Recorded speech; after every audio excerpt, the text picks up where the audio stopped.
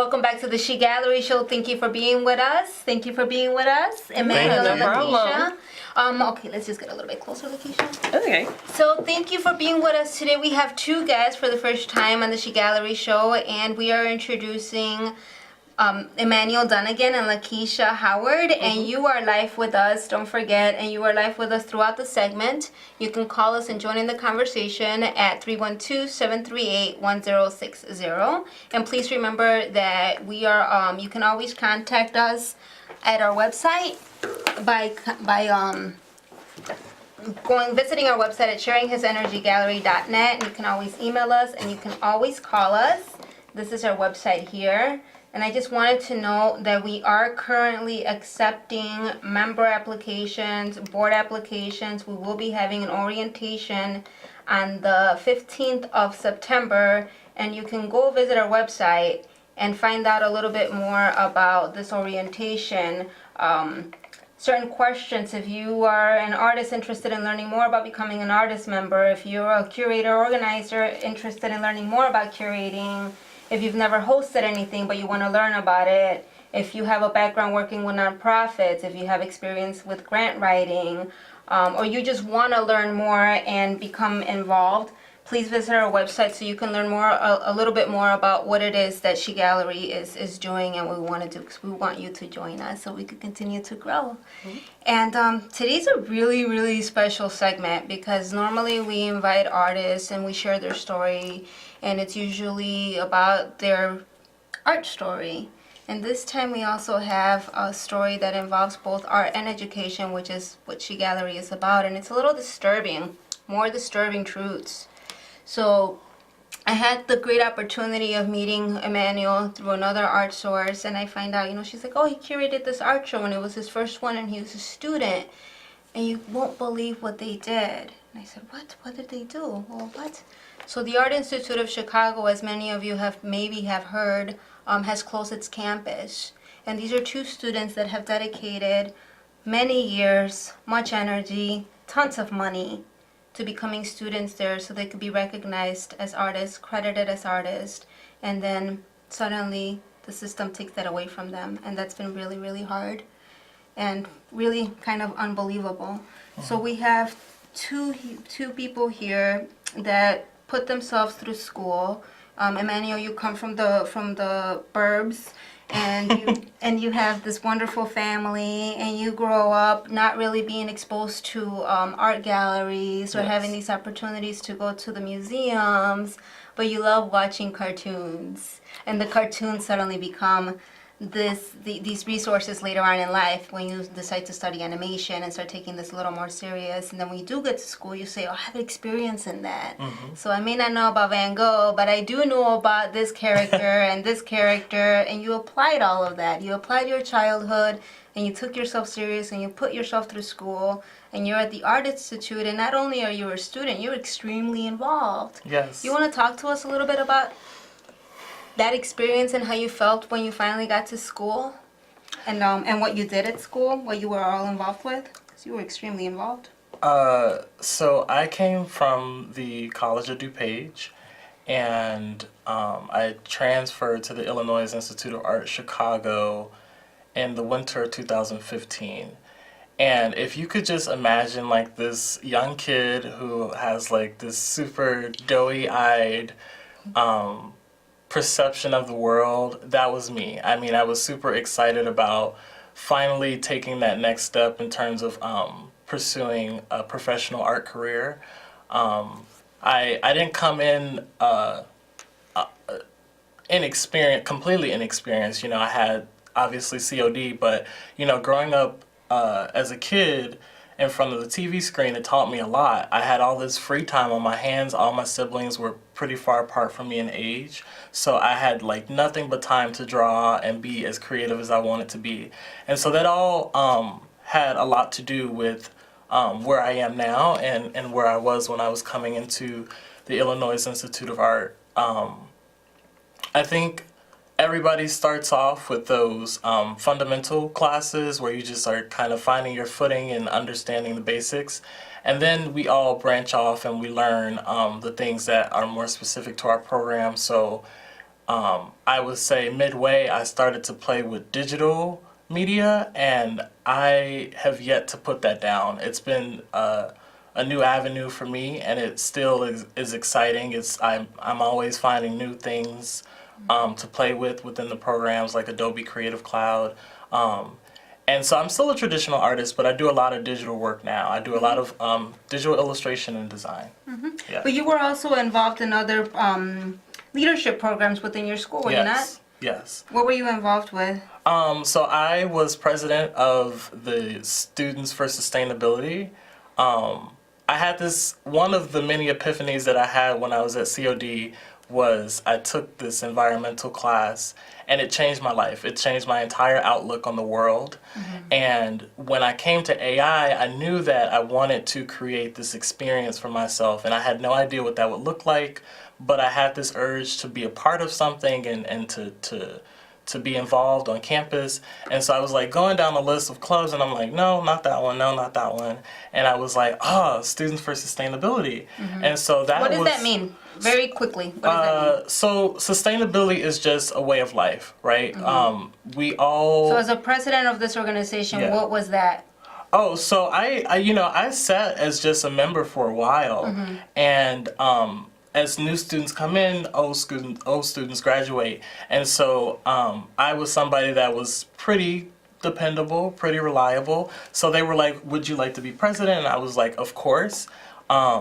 A lot of that meant for me cleaning house, honoring old commitments that may have been lost along the way.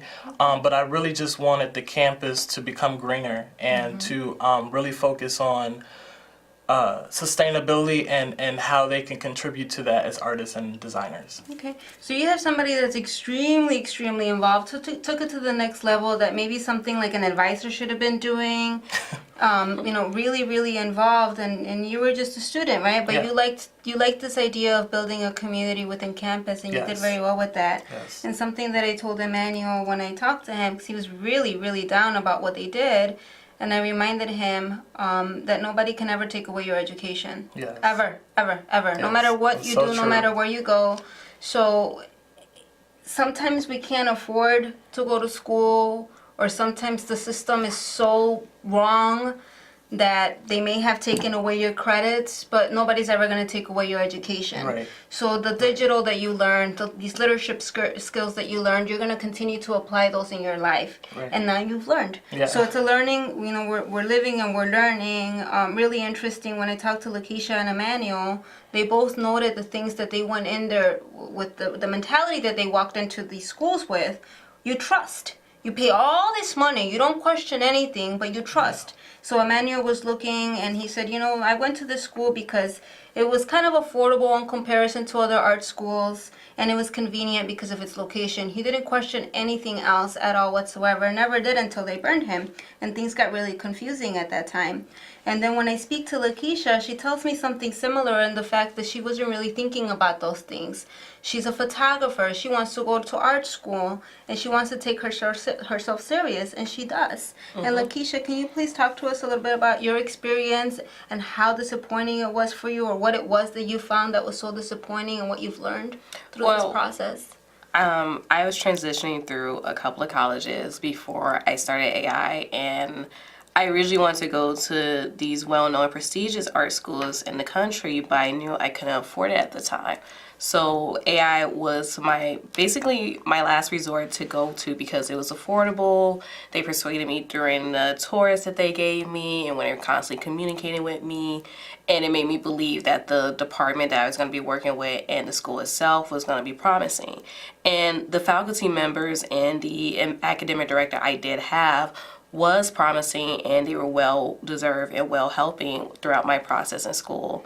And they were very patient with me too at the same time. So I received that benefit in the educational portion, but when it took me a long time to realize that I was seeing red flags on a daily basis at the school when it came to the business portion and You were ignoring administration. them. Yeah, I was ignoring them because I'm young and I was pretty much naive on understanding that these are huge issues. But you felt and you knew throughout the way. It was something that you were not that dumb and young about because you saw and you felt them, but you ignored your gut. Right. I was ignoring my gut, my inner gut telling me that something was off. And I had been advised on multiple occasions to leave the school and just not worry about the issues that they were having. But I kept giving hope and faith to this institution, believing that they were actually going to help these students, including myself as a student.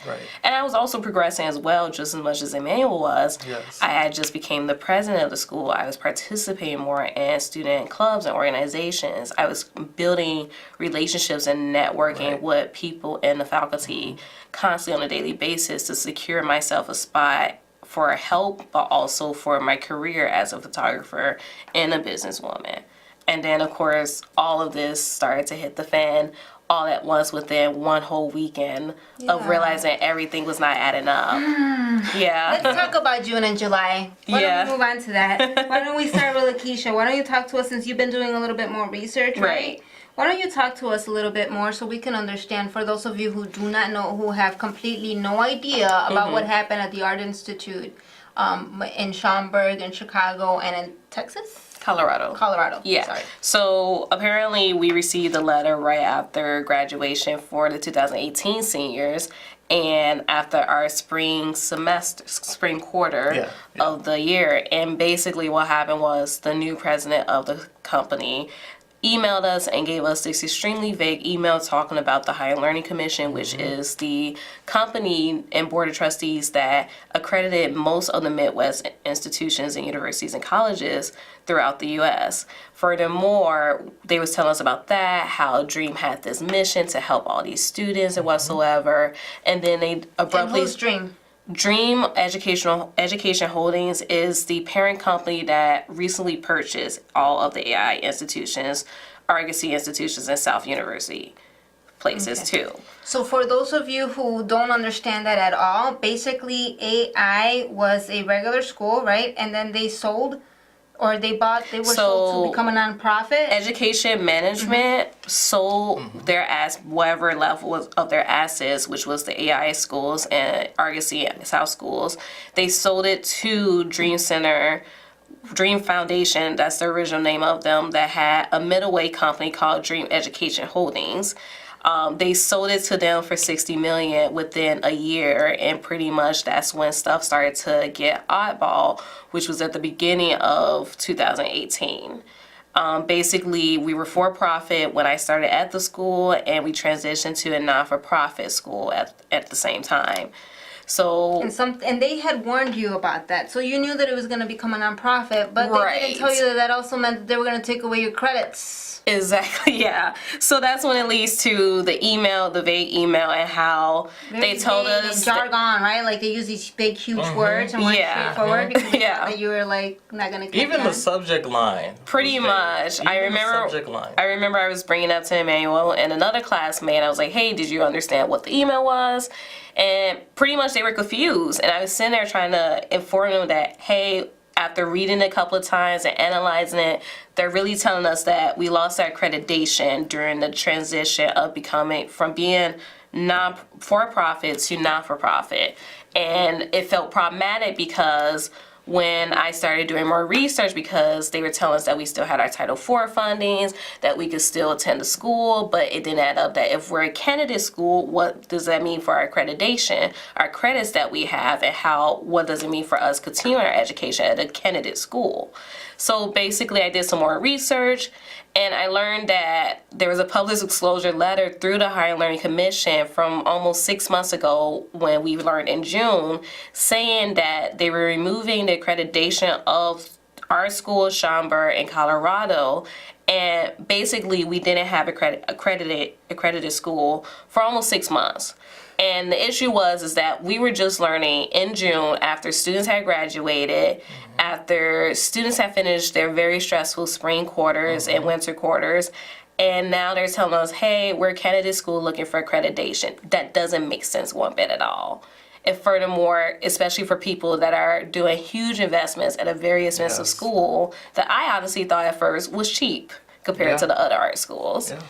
And So, that's yeah. an art school. So another thing that was really disturbing and talking to both Emmanuel and Lakeisha and learning about this, and I'm talking to everybody about it, and did you know, and did you know, and did you know, and Tuesday we're going to have the show, and I'm interviewing these two students that were directly affected, and they were extremely involved with the school. And then I mentioned my brother, who's our technical engineer, Nick Diaz. He was also a student there. So Nick studied visual design, and he went to school there, and he had medical issues, and the school basically kicked him out. So I already wasn't too crazy about the school. But something really disturbing that I've heard from people, some people are like, oh, wow, really? Oh, okay. And some people are like, oh, isn't that an art school? Like, they don't care. Like, are we supposed to not care because it's an art school?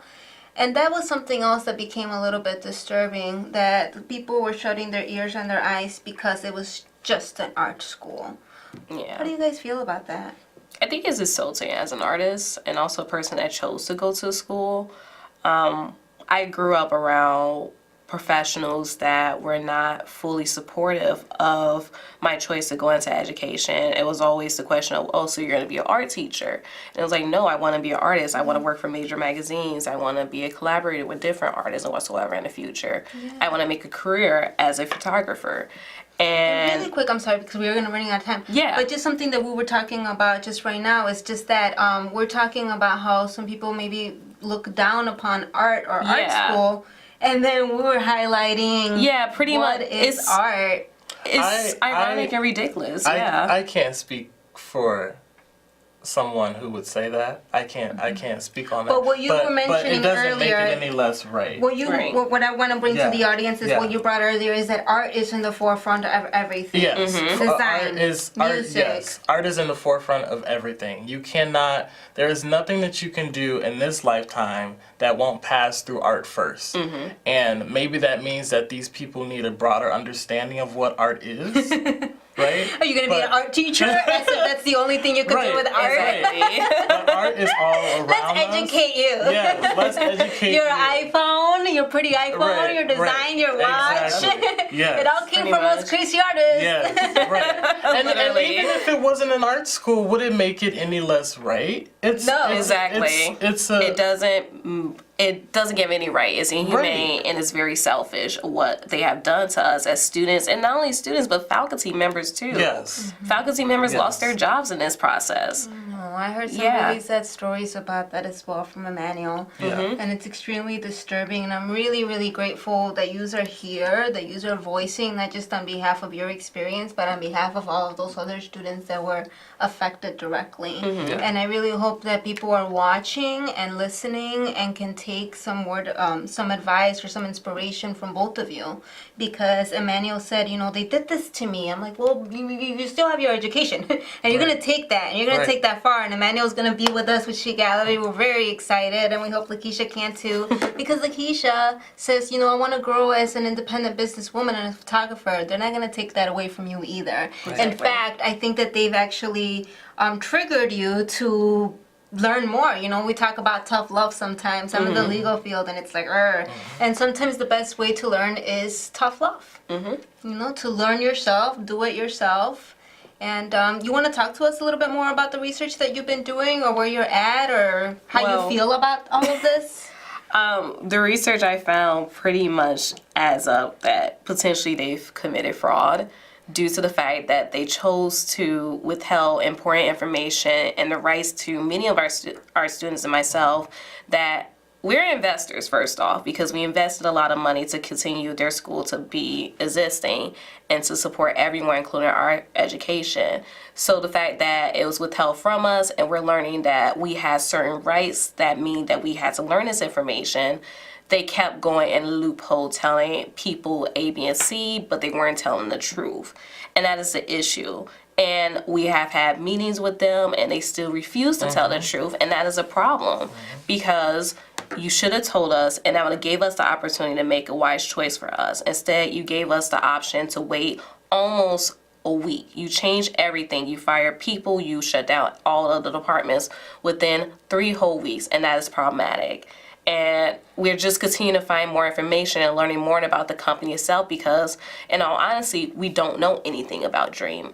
And it's under scrutiny because of all of the stuff that's happening, and also the fact that EDMC itself was under a lot of fire as well before they sold the schools off. Right. So it's almost a double-edged sword of a lot of things happening, a lot of evidence that I have found focusing on accreditation, the negotiations that was being done between the two companies, and the factor that nothing adds up of what our profit has come out of this when it comes to the business portion, because where is all our money going? And there's another point that I think is important to know, and we spoke about this before, which is that as terrible as this is, there was a system in place that allowed it to happen to us. And what has happened is criminal, it's unjust, it's unmoral, it's unethical, it's inhumane, right? We're seeing that a lot lately, aren't we? Yeah. Yeah. And Yeah, pretty much. So glad we're standing up. Yeah, I have, experienced my own grief in regards to all of this.